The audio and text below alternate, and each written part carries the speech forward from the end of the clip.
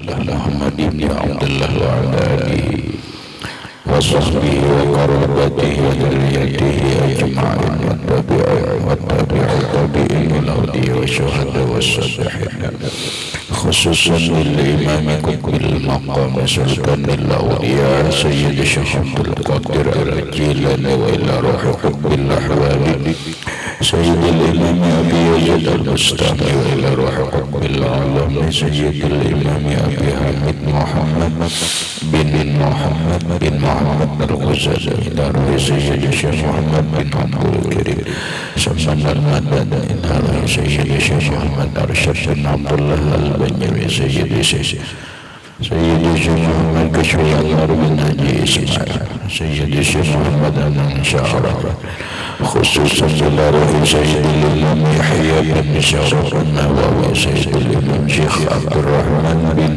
أبي بكر جلال بن السيد وسيد الإمام الحبيب عبد الله بن علوي الحداد سيد الإمام أحمد بن حسين المعروف بأبي سيدي وسيد الإمام شيخ إبراهيم البدوي سيد الإمام سيد أحمد المرزوقي وإلى رئيس سيد الإمام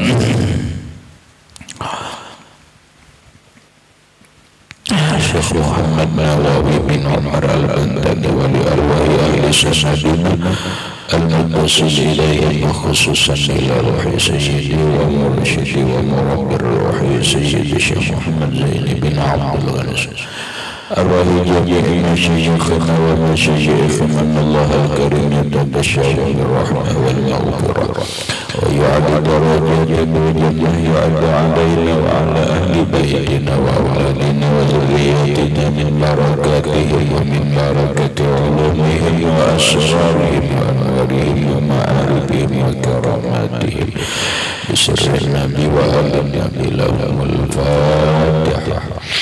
أعوذ بالله من الشيطان الرجيم. بسم الله الرحمن الرحيم. الحمد لله رب العالمين الرحمن الرحيم مالك يوم الدين. إياك نعبد وإياك نستعين اهدنا الصراط المستقيم صراط الذين أنعمت عليهم غير المغضوب عليهم ولا الضالين. بسم الله الرحمن الرحيم. الحمد لله رب العالمين والصلاة والسلام على أشرف الأنبياء والمرسلين سيدنا وحبيبنا وشفيعنا وطبيب قلوبنا محمد وعلى آله وصحبه أجمعين. وسبحان الله والحمد لله ولا إله إلا الله والله أكبر لا حول ولا قوة إلا بالله العلي العظيم. السلام عليك يا سيدي يا رسول الله. السلام عليك يا سيدي يا حبيب الله. السلام عليك يا سيدي يا خير خلق الله. السلام عليك يا إمام الأنبياء والمرسلين. السلام عليك يا خاتم النبيين. السلام عليك يا رحمة للعالمين. السلام عليك أيها النبي ورحمة الله وبركاته. قال المصنف رحمه الله تعالى ونفعنا بعلومه بالدارين آمين. رسالة المعاونة. Risalatul Mu'awanah. Mana sambungannya?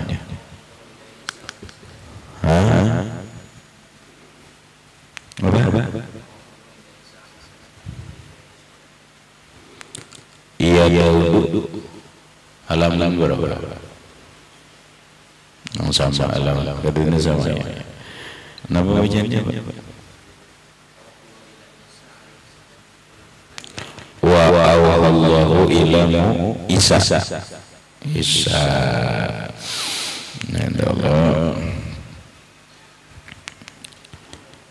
Wa awallahu ila Isa alaihi salatu wassalam an kul li bani Israila la yudakhiluka baitan min buyutin illa biqulubin tahiratin wa absarin khashi'atin wa abdanin naqiyatin wa akhbirhum anni la astajibu lahum da'watan wa li ahadin minal khalqi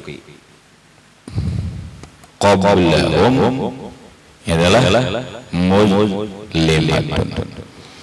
Kita arti itu. Wa awallahu ila Isa alaihissalam. Jaga halaman 39 pun koneh. Wa awallahu ila Isa alaihissalam, mewahyukan Allah Ta'ala kepada Nabi Isa alaihissalam ankul, bahwa Isa, katakan olehmu li Bani Israel, terhadap Bani Israel, la yudakhiluka baitan, janganlah mereka memasukkan engkau ke dalam rumah, min buyuti, dari rumahku, illa kecuali biqulubin thahiratin, dengan hati yang bersih atau suci, wa absarin khasyi'atin, dan penglihatan yang khusyuk, wa abdanin naqiyatin, dan dengan badan yang bersih, wa akhbirhum, khabarkan oleh engkau terhadap mereka, anani, bahwa aku la astajibu lahum da'watan, tidak akan memperkenankan bagi mereka akan doa, wali ahadin minal khalqi qablahum muslimatun, sedangkan ada bagi seseorang terhadap makhluk, ya kibalahum atau qablahum, sebelum mereka, muslimatun, ada kezaliman. Jaga penjelasannya. Wa auhallahu ila Isa alaihissalam, Allah mewahyukan kepada Nabi Isa, tapi wahyu ini bukan di dalam Injil. Kenapa lah? Karena Nabi Isa itu kan dapat kitab, dapat kitab bernama Injil. Kalau wahyunya ini ada dalam Injil, pasti bacanya wafil Injil. Tapi ini wahyu Allah di luar kitab Injil. Ya, Nabi Isa itu kan menerima kitabnya bernama Injil, bahasanya bahasa Suryani, bukan Makali itu. Nah, ini di luar kitab Injil, artinya orang Nasrani mungkin gak tahu ini mungkin kada mengaji ini nih. Allah mewahyukan kepada Nabi Isa, wahyunya bukan bahasa Arab, bukan begini wahyu, arti bunyi wahyunya itu bukan begini. Ini wahyu diterjemahkan ke dalam bahasa Arab. Kalau wahyu Allah Ta'ala itu ada bahasanya, karena Tuhan berkata-kata berwahyu, tidak ada suaranya, tidak ada hurufnya, tetapi dapat dipahami. Namun Nabi Isa menyampaikan kepada umat, dengan bilisan kaumihim, dengan bahasa kaumnya. Nabi Isa alaihissalam menghadapi umat, bahasanya bahasa Suryani, tapi ini diterjemahkan ke dalam bahasa Arab wahyu ini. Apa bunyi wahyunya dengan bahasa Arab? Ankul, Isa, katakan olehmu li Bani Israel, terhadap Bani Israel. Emang umat Nabi Isa itu Bani Israel? Iya. Nabi Isa itu kan dakwah mengajak umat, siapapun umatnya di zaman itu, termasuk orang-orang Israel. Lah, orang Israel itu kan sampai sekarang masih ada. Paham orang? Orang Israel itu adalah orang-orang yang turunannya Nabiullah Yakub. Nabiullah Yakub itu punya anak 12. Punya anak 12. Nah dari 12 inilah yang menjadi turun keturunannya Israel. Turun Israel. Nah ada yang lain Israel lain keturunan Nabi Yakub itu tuh siapa ngarannya? Iya, Yahudi tuh. Israel itu kan ngaran suku. Kemudian Yahudi itu jadi bangsa.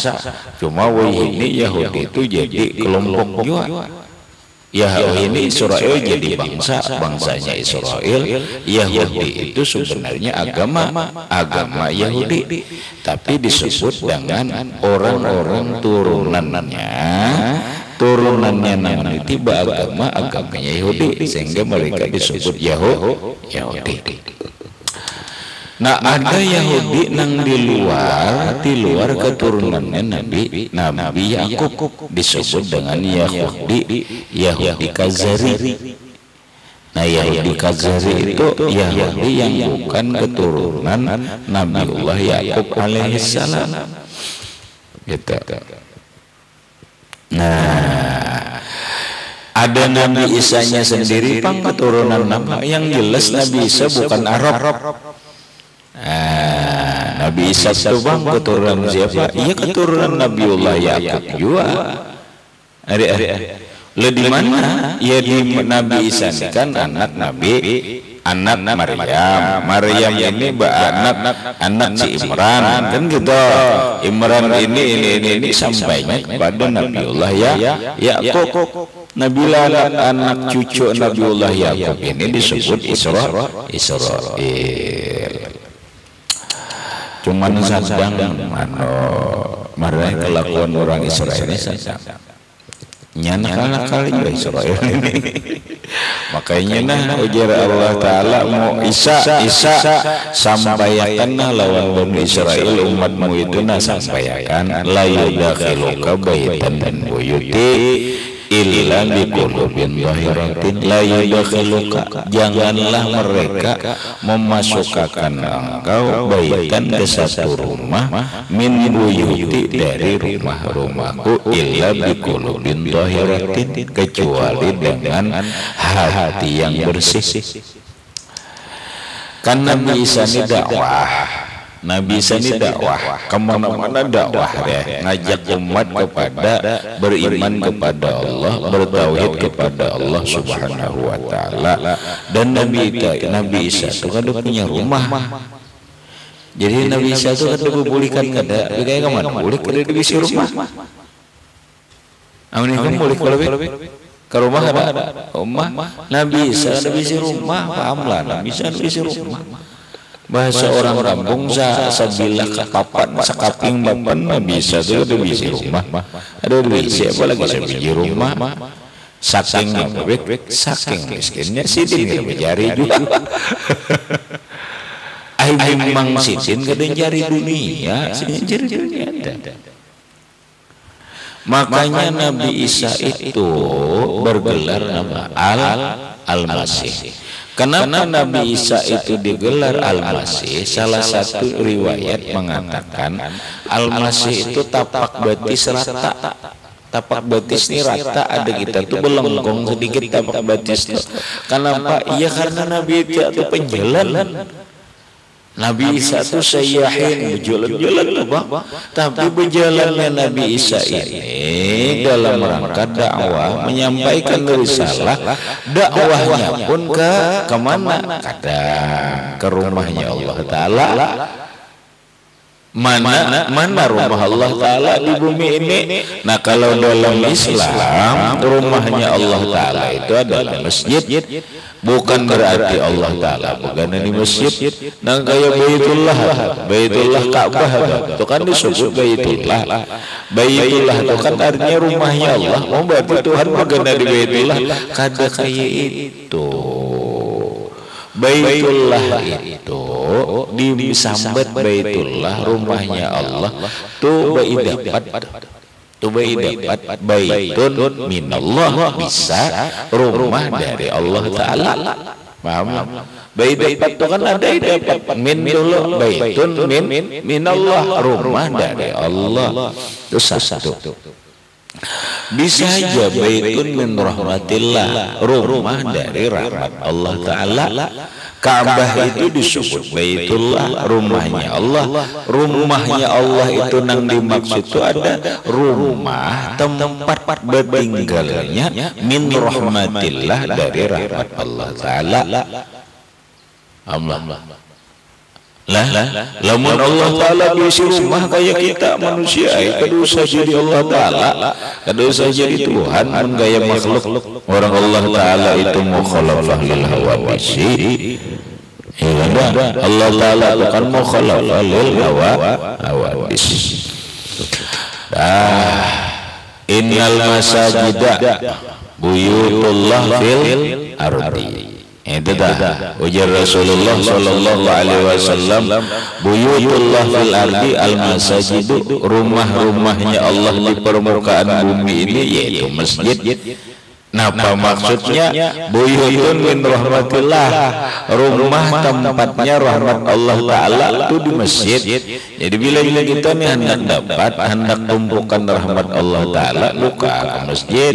Kenapa? Di masjid kan orang berzikir, di masjid kan orang sembahyang, di masjid kan orang baca Quran, di masjid orang baca sholawat, di masjid orang belajar.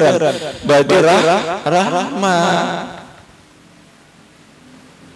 Makanya Rasulullah sallallahu alaihi wasallam itu bersabda, afdalul khairul buqa fil ardi masajiduha wa syarrul buqa aswaquha. Paling baik tempat di permukaan bumi ini di mana? Di masjid. Kadang-kadang lebih baik daripada masjid. Lebih baik daripada masjid. Kenapa? Karena masjid itu tumpukannya rahmat Allah Ta'ala, kumpulannya rahmat Allah Ta'ala. Mulai orang sembahyang, beriktikaf, berwudu, baca Quran, bertasbih, bersolawat, sembahyang ya Allah. Lah kalau itu hendak mencari tempat di bumi ini yang paling baik adalah masjid saja. Wa syarrul buqa aswaquha, nang paling jilid, nang paling buruk di bumi ini nih tempat aswaquha pasar. Pasar ini kan kadang-kadang bisa dua rahmat. Ada pasar tradisional, ada pasar modern. Pasar tradisional kaki lima itu situ tuh kumpulan di pasarnya udah bagus kada. Nampak orang berdusta di pasar, orang ingkar janji, orang mukhalatah, bercampur lelakian binian di pasar, orang gibah orang di pasar, beiri dengkian di pasar, macam-macam di pasar itu. Maling di pasar ada, copet bang ada juga. Anda kumpul kada? Nanti kumpul aja di pasar itu. Makanya ujar Rasulullah, mun di pasar ke pasar jangan berlawas. Ada kita terpaling di masjid setumat, di pasar lawas. Ada orang ke pasar setumat aja sebagai keperluan aja, munnya di masjid ayo lawas. Ada kita terpaling di masjid setumat, di pasar belawas. Nah iya tak terpaling lewat. Nah itu kita lah. Adapun Nabi Isa tempatnya Baitullahnya, masjidnya apa? Tempat ibadah Nabi Isa itu apa? Kanisah, gereja. Bahasa Arabnya kanisah, gereja. Orang Yahudi tempat ibadahnya sinagog. Bahasanya sinagog, itu bahasa Ibrani itu membahasa kan umat Islam tempat ibadah umat Islam ini masjid. Adapun langgar itu masjid juga tapi gairul jami, tidak dilaksanakan sembahyang Jumat tapi namanya masjid juga. Adapun orang Nasrani tempat ibadahnya adalah gereja. Orang kampung lagi ada orang gereja. Nah, adapun orang Yahudi tempat ibadahnya namanya sinagog, lain menagog. Ya, orang Yahudi itu ini ada tempat ibadahnya juga. Tempat ibadahnya di mana? Ngarannya sinagog. Nah, itu jadi ujar Allah Ta'ala Musa Isa sampaikan lawan umat, jangan sampai membawa ikan masuk ke dalam rumahku, yaitu tempat ibadah gereja kan ngarannya tuh. Kalau kita kan masjid, jangan sampai membawa masuk ke masjid itu kecuali satu biqulubin thahiratin. Masuklah ke tempat ibadah rumahku itu dengan hati yang suci. Gitu. Ya sama aja gambarannya lawan kita, masuklah ke masjid dengan hati nang bersih. Jangan sampai masuk ke masjid dengan hati nang kotor penuh tipu daya. Di dalam masjid hendak menjuntan sandal orang, dalam masjid hendak mengambil duit wakaf, di dalam masjid jangan ada. Kenapa? Apa coba kita gambarkan? Orang haid bolehlah masuk ke masjid. Tidak boleh karena kotor. Orang junub bolehlah begadang di masjid. Tidak boleh karena kotor. Haid dan junub dan nifas itu kotor. Kotorannya maknawi, barangnya kan kotor. Kalau badannya nang kotor masuk dalam masjid haram kada? Haram juga menjelumur masjid juga. Maka orang nang haid, orang nang junub, orang nang badannya bercelumur najis haram masuk ke masjid. Demikian juga jangan sampai masuk ke dalam masjid orang nang hatinya kotor. Makanya ada fatwa Ramatai, bolehlah orang nang kada Islam, orang musyrik itu masuk ke dalam masjid. Dalam Quran Allah berfirman dalam Quran, innamal musyrikuna najasun fala yaqrabu masjid fala yaqrabu masajidana. Orang musyrik itu najis apa? Najis maknawi, syirik. Maka janganlah mereka mendekat masuk ke dalam masjid,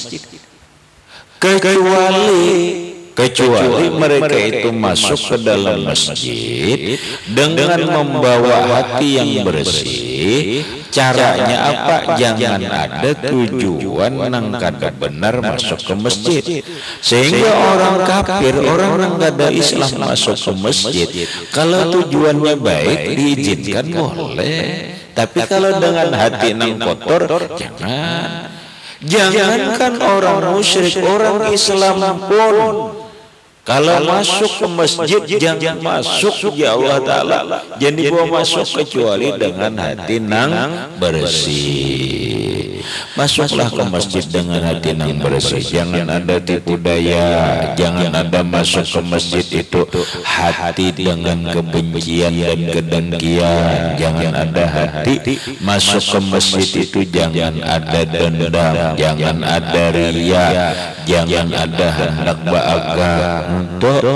Nah, oleh karena itu kegiatan masjid harus bersih daripada politik. Itu dah. Oleh karena demikian masjid harus bersih daripada kegiatan politik. Kenapa? Karena kegiatan politik itu kadang-kadang tidak sunyi daripada menjela. Kegiatan politik itu kadang-kadang kada sunyi daripada merendahkan orang. Jangan dikotori masjid dengan kegiatan politik. lagi jangan dikotori masjid dengan kegiatan politik, karena pada dasarnya kegiatan politik itu kalau dengan hati yang hatinya kada benar, mencari kekuasaan. Dan ini alhamdulillah sebenarnya peraturan KPU itu ada boleh tempat pendidikan termasuk pesantren itu kada boleh dijadikan tempat kampanye, tidak boleh. Kemudian apalagi tempat ibadah tidak boleh dijadikan untuk tempat kampanye. Kenapa? Itu kegiatan politik, memecah belah, menguturi Islam, memecah belah umat, karena masjid itu milik semua golongan, ya kan? Kelompok Syiah masjidnya kan ada boleh. Jangan ada kegiatan politik di dalam masjid. Masuklah ke dalam masjid di qulubin dairah. Isa, silakan dibawa, masuk engkau dibawa ke masjid dakwah, tapi ingatkan membawa engkau ke dalam masjid itu hatinya suci. Jangan ada untuk menipu orang lain, jangan Anda ingin kepentingan duniawiyah, jangan ada iri dengki dan sebagainya.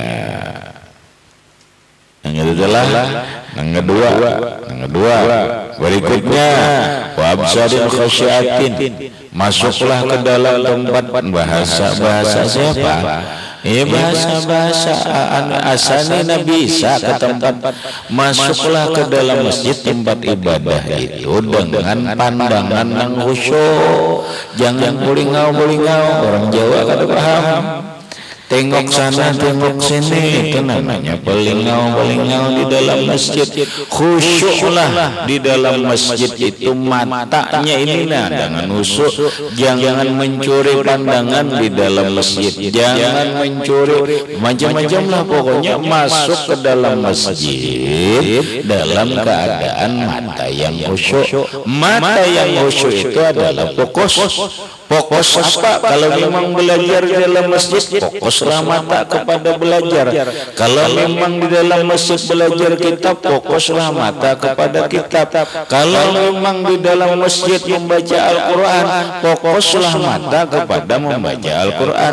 Kalau memang di dalam masjid sembahyang, fokuslah mata kepada tempat sujud. Begitu. Nah, apalagi Isa sampaikan kepada Bani Israel, wabdanin naqiyah, bila ingin membawa masuk ke tempat ibadahmu. Kalau kita sekarang bila ingin masuk ke dalam tempat ibadah, yaitu masjid, bawa pakai badan suci. Suci dari apa? Suci daripada hadas dan najis. Kalau bisa, kalau orang berhadas besar, perempuan haid, nifas, junub, haram. Kalau ini bahadas kecil kada berwudu, makruh. Kalau ini awaknya bernajis tapi tidak mencerulumuri masjid, makruh. Kalau badannya bernajis lalu mengotori masjid, haram. Nah, disinilah ada pertanyaan, bolehlah ba'aruhan di masjid, bamaulidan di masjid, marhaban. Ini bulan maulid nih, bulan maulid keleleh. Bulan maulid keleleh, baca maulid di masjid, makanan di masjid, ya ada. Boleh ya, tapi ingatkan jangan mengotori. Bila ingin mengotori masjid, haram. Kita ngalih-ngalih. Merokok boleh di masjid, boleh. Merokok sembahyang. Mun merokok basap, tilafiyah ulama. Lamun berokok di dalam masjid, lalu asapnya ini membikin di dalam kitab Bahjatul Marodiyah. Itu jelas. Itu dulu. Ini bukan masalah maisap rokoknya, berokok di dalam masjid. Apa hukumnya? Dalam kitab Al-Bahjatul Marodiyah, berokok di dalam masjid haram dengan kaidah begini, itu mencelumuri masjid dengan bau asap rokok yang kotor.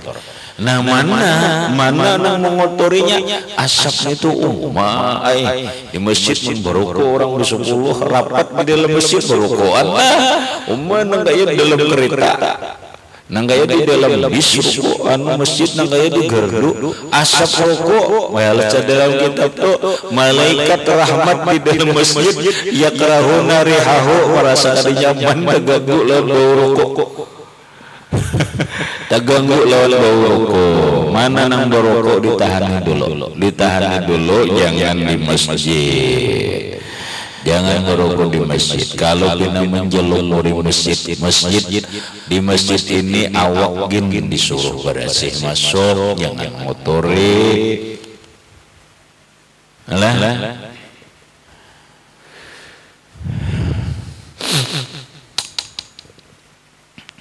Jangan motori masjid. Wa akhbirhum Isa khabarkan terhadap mereka Bani Israel anni la astajibu lahum da'watan anni bahwasanya aku la astajibu lahum da'watan aku tidak akan memperkenankan doa mereka. Nah Isa sampaikan kepada Bani Israel aku tidak akan memperkenankan doa mereka. Berarti sampai kita aja ngatakan biar menangis kamu rahmati berdoa kada Allah perkenankan doa kita kada Allah jawab mun Allah dengar aja mudahan doa jadi dengar Allah Ta'ala imbang Allah Ta'ala bego. Doa itu didengar Allah Ta'ala bersuara kada menangis itu didengar Allah Ta'ala ya. Kalau kita belajar tauhid itu kalau Tuhan bersifat mendengarnya Allah Ta'ala dengan suara Allah mendengar dengan sendirinya mengada bersuara itu didengar Allah Ta'ala. Nah iya orang sufi rahmat itu tangisan itu adalah doa yang tidak terucap. Menangis itu doa itu tapi doa yang tidak terucap Allah Ta'ala mendengar aja karena Tuhan bersifat sama. Jadi mun orang berucap mudahan doa kita didengar Allah Ta'ala emang apa garang kayak itu boleh berdoa gitu kayak Allah Ta'ala kedengar sabaradaan doa didengar oleh Allah Ta'ala. Nang jadi masalah tuh berikutnya bigaya satu diijabah dijawab Allah kada atau bahasa lain dikabulkan Allah kada.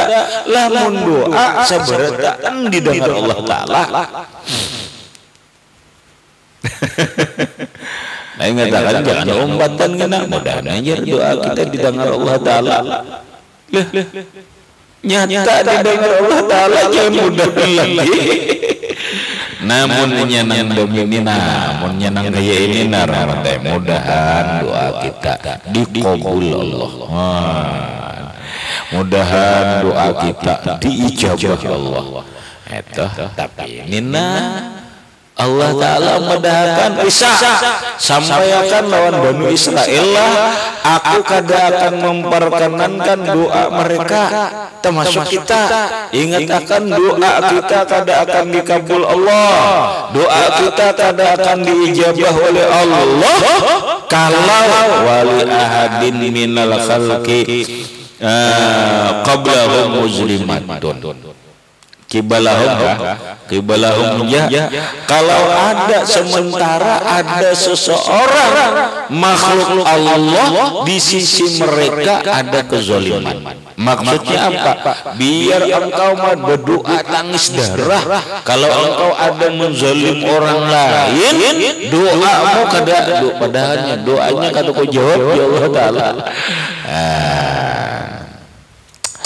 Dah contoh rawanlah ikam membitnah orang rawadai zalim kada ikam berdoa biar menangis kada dikabulkan Allah.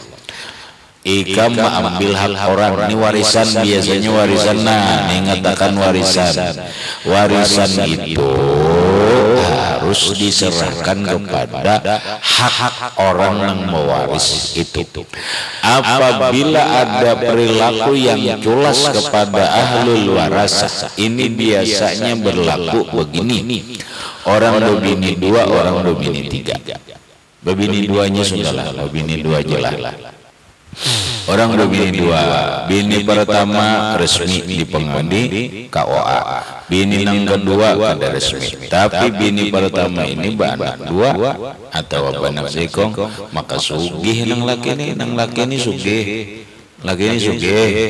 Lalu takwai pada berbini anom. Ini baik-baik aja, tapi nang kada suatu kumpulan, kayaknya kada sadik toh. Lalu mati nang lagi, rawat ujar nang keluarga, dosa gini dibari nang anom itu, ayo menang dibari ini ajinya nah, bak zolim ngarannya, paham?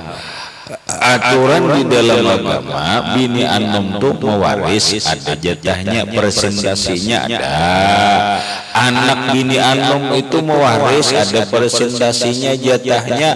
Tapi karena mereka kada resmi, oleh keluarga yang resmi ini kada usah diberi jatah aja. Saini aja mestinya ini dapat warisan 100 juta, lalu diberi 20 juta aja. Ini syukur yo diberi aja. Napa mambil laki koyer ini gitu. Apa mambil laki orang aja. Nah kan gitu dah. Nah, berarti apa ya? Zalim kada? Zalim kemarin. Bila inya zalim lawan harta. Bila ikam zalim lawan orang, berdoa biar bertangis-tangis lah ada dikabul Allah Ta'ala. Ada dikabul Allah Ta'ala. Itulah makanya hindari, kita nih menghindari banget nih, jangan sampai menzalimi manusia, jangan sampai menyakiti manusia. Kenapa kita menzalimi manusia? Nang kaya apa aja kita berdoa kada diijabah oleh Allah. Kenapa Tuhan sudah menyampaikan? Anila astajibu lahum da'watan, bahwa aku tidak akan memperkenankan, aku tidak akan menjawab, aku tidak akan mengabulkan doa mereka wal ahadin minal halqi kibalahum wazlimatun, sementara ada salah satu makhluk Allah di sisi mereka engkau berbuat zalim. Pokoknya zalim urusan harta, zalim urusan diri kah, pokoknya zalim. Habis. Nama lagi. Wa Allah ila ba'di anbiya'ihi alaihi wassalam, abdi habli min ainika dumu'a wa min qalbika al-khushu'a thumma fa inni astajibu laka ila akhirih. Wallahu subhanahu wa ta'ala alam bisawab. Nggak situ aja dulu. Al-Fatihah.